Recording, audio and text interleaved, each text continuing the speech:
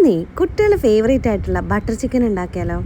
ആദ്യം തന്നെ ചിക്കനിലേക്ക് തൈര്, ഇഞ്ചി, വെളുത്തുള്ളി പേസ്റ്റും കാശ്മീരി മുളക് പൊടി, ഉപ്പ് ഇട്ടിട്ട് അതൊന്ന് മാരിനേറ്റ് ചെയ്ത് ഒരു 20 മിനിറ്റ് അങ്ങ് മാറ്റി വെക്കാവേ. ആ സമയം കൊണ്ടൊരു പാനിലേക്ക് കുറച്ച് ബട്ടർ ഇട്ടിട്ട് സവാള ഇട്ട് കൊടുക്കാം. കൂട്ടത്തിൽ ഇഞ്ചി വെളുത്തുള്ളി പേസ്റ്റും 2 പച്ചമുളക് കീറിയതും കുറച്ച് കാഷ്യൂനട്ടും കൂടി ഇട്ടിട്ടൊന്ന് വഴറ്റി കൊടുക്കാം. ഇനി ഇതിലേക്ക് മഞ്ഞൾപ്പൊടി, കാശ്മീരി മുളക് പൊടിയും കുറച്ച് ഗരം മസാലയും ചേർത്ത് വഴറ്റി പച്ചമണം മാറുമ്പോൾ നമുക്ക് തക്കാളി, ഒരു 4 മീഡിയം സൈസ് തക്കാളിയും കൂടി ചേർത്ത് മിക്സ് ചെയ്തിട്ട് ആവശ്യത്തിന് വെള്ളം കൂടെ ചേർത്ത് മിക്സ് ചെയ്യാം. ഇനി ഇത് അടച്ചു വെച്ചിട്ട് തക്കാളി നല്ലപോലെ ഒന്ന് വേവിച്ചെടുക്കണേ. തക്കാളി വെന്ത് കഴിയുമ്പോൾ നമുക്കിതിനെ ഒന്ന് ഫ്ലെയിം ഓഫ് ചെയ്ത് മാറ്റി തണുക്കാൻ വേണ്ടിയിട്ട് വെക്കാം. തണുത്ത് കഴിഞ്ഞാൽ നമുക്കിതിനെ മിക്സിയുടെ ജാറിലേക്ക് മാറ്റി നല്ല ഫൈനായിട്ട് അങ്ങ് അരച്ചെടുക്കണേ.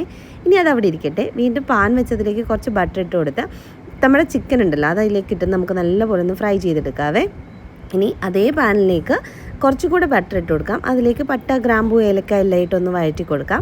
പിന്നെ നമ്മൾ നേരത്തെ അരച്ച് വെച്ച മിക്സ് അതിലേക്ക് ഒഴിച്ചു കൊടുക്കാം. എന്നിട്ട് നല്ലപോലെ ഒന്ന് മിക്സ് ചെയ്തിട്ട് അതിലേക്ക് ഗ്രേവിക്ക് ആവശ്യമായിട്ടുള്ള ഉപ്പും അതുപോലെ തന്നെ കുറച്ച് പഞ്ചസാരയും കുറച്ച് കസൂരി മേത്തിയും കൂടി ഇട്ട് കൊടുക്കാം.